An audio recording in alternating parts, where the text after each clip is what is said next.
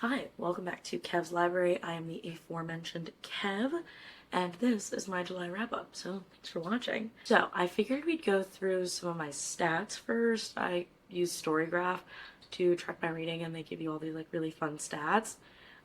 So first up, I read a total of 9 books this month, and of those 9 books, it was 2,977 pages. There's all these graphs and stuff, and I'll try and put them on the screen. The average time it took me to finish a book this month was 6 days. In terms of moods of my reads, I read 4 that were reflective, 4 that were emotional, 4 that were dark, 3 that were tense, 3 that were mysterious, 1 that was informative, and 1 that was hopeful. As for pace, 86% of them were medium paced, which is 6 of the 9 books, and 14% were fast paced. And then for page numbers, 56% of them were either 300 to 499 pages, which is a total of 5 books, and 4 of them were less than 300 pages, which is 44%. I read 89% fiction, which is 8 books, and 11% nonfiction, which is 1 book. As for my genres, I read 4 thrillers, 4 literary, 3 LGBTQ+, 3 young adult, 1 race, 1 mystery, 1 memoir, 1 history, 1 graphic novel, 1 contemporary. As for format, 6 of the 9 were digital and 3 were print. This was the month of the e-reader, I fear, because I was constantly on my Kindle because I had a lot of advanced reader copies I needed to finish. I ended up having a book from the library, I think 2 books from the library that were on my Kindle, and so I just had a lot to do. My average rating for this month was 4.06 stars. I read 1 book that was 2.5, 1 that was 3.75, 3 that were 4.0, 1 that was 4.25, 2 that were 4.5, and 1 5-star read this month. My biggest reading day was July 8th. I read 421 pages that day, apparently, which I think is crazy. What was I even doing on July 8th? Hold on. Now I need to know. I don't even know what I was doing that day, but it's crazy that I read that much. Oh, hey. If you're like, wow, she looks different, or wow, the camera moved, or anything like that, it's because it did. My battery died, so I charged it, and that took 2-3 hours.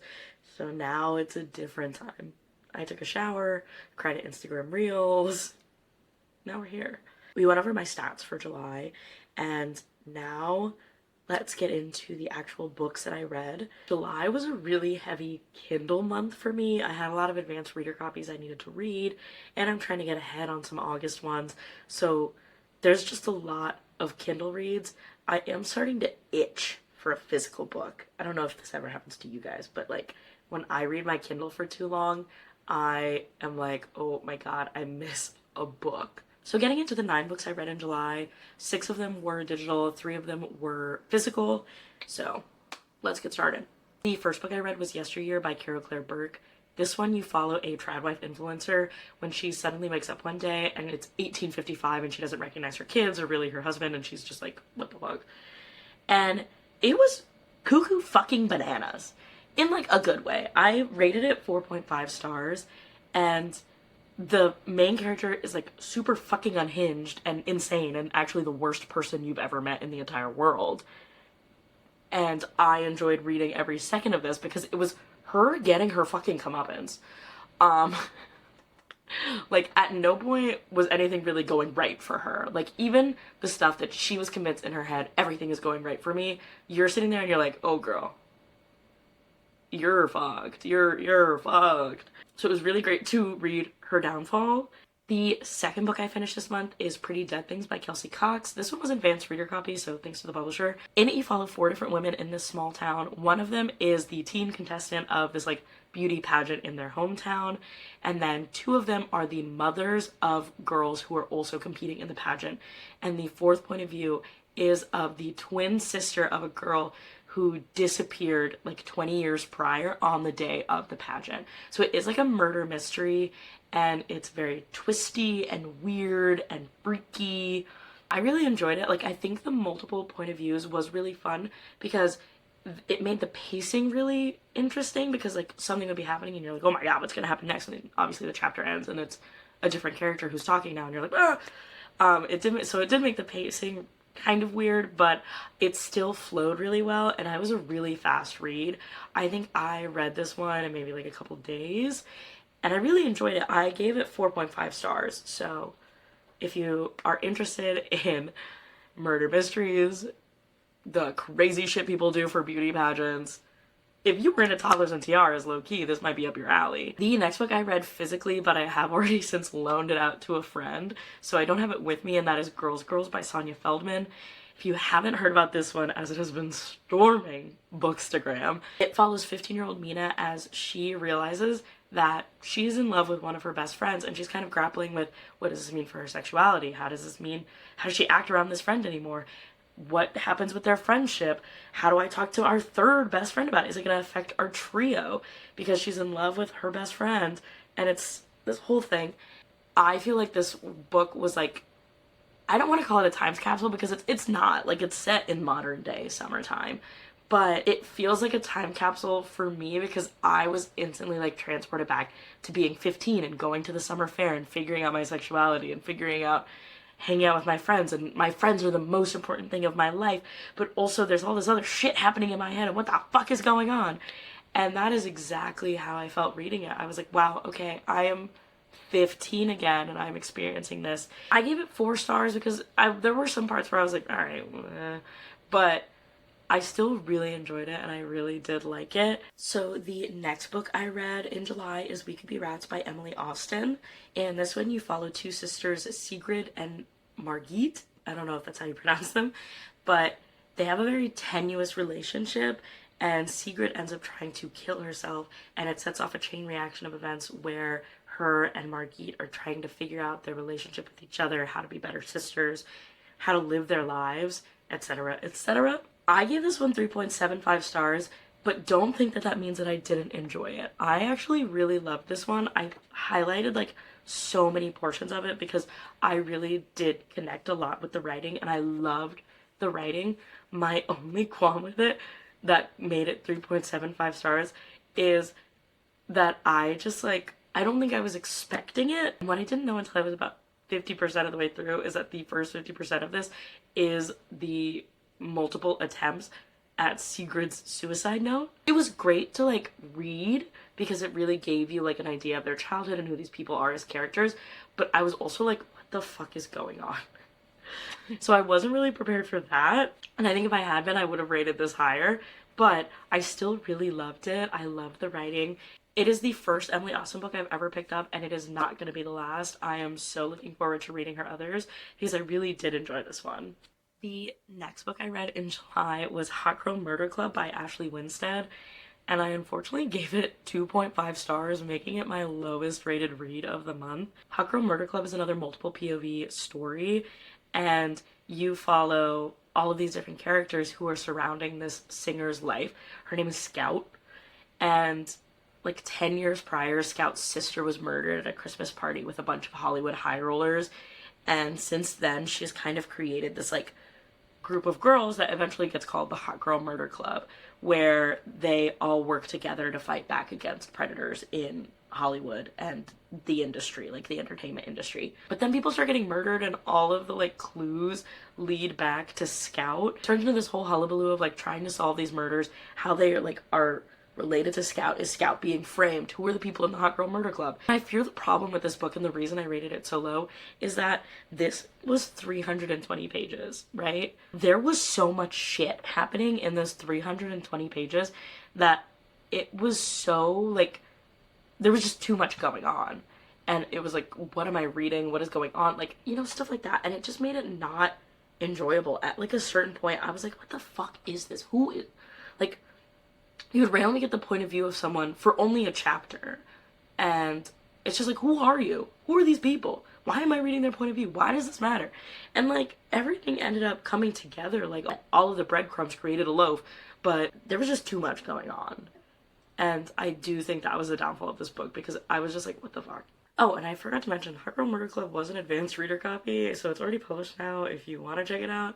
Thank you to the publisher. I'm sorry I didn't like it. The next book I read is also another advanced reader copy, and that one is The Hardest Ones to Fool by Christina Lee.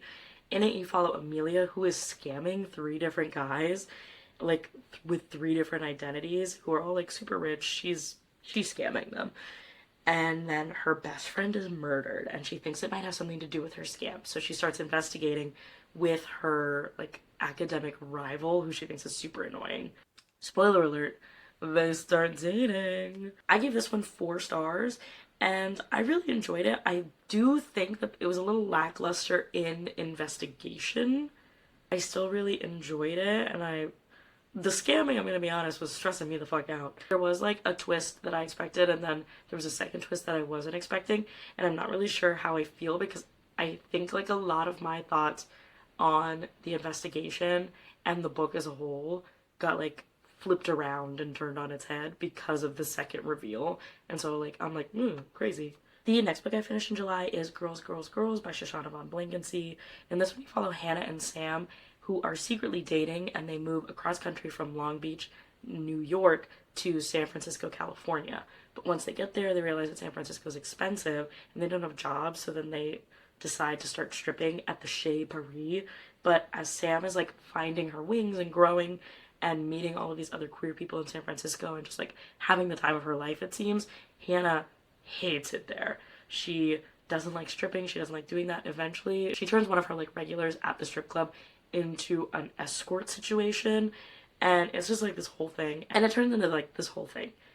I really liked this one. I gave it 4 stars, and just like We Could Be Rats, like there is so much of it that is highlighted just because I loved it. If you saw my reading vlog where I read this, I talked for like 5 minutes about how much I love the ending, because the ending is like one of those open-ended ones where there's still just like a lot of hope and a lot of life left to live for the characters, and I love endings like that because I'm like so excited for them to like live their lives and experience like the good parts of life. So I really did enjoy this one.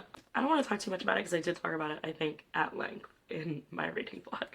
The next book I read is another advanced reader copy, so once again, thank you to the publishers, and that is Gingerbread Bones by Lindsay, Lovise.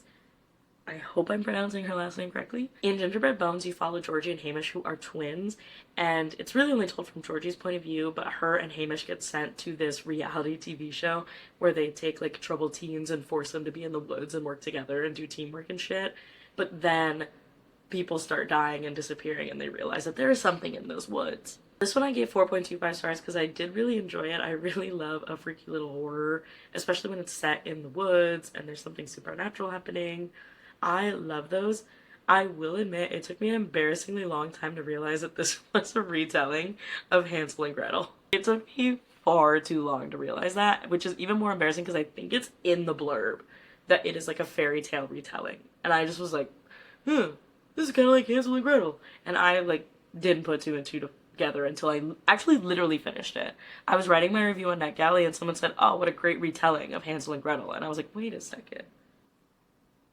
Hansel and Gretel.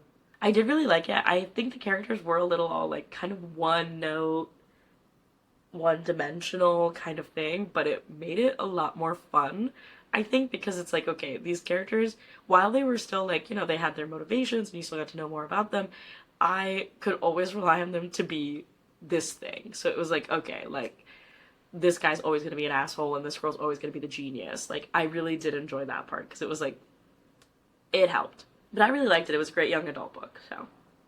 Finally, the last book I read this month was a graphic novel, and that was They Called Us Enemy, the expanded edition by George Takei. It's a graphic novel memoir about his time in a Japanese internment camp during World War II, as well as, you know, how it affected him later, his family, and how he kind of uses it to inform his activism today. So I have read this one before. I think the last time I read it was in 2021.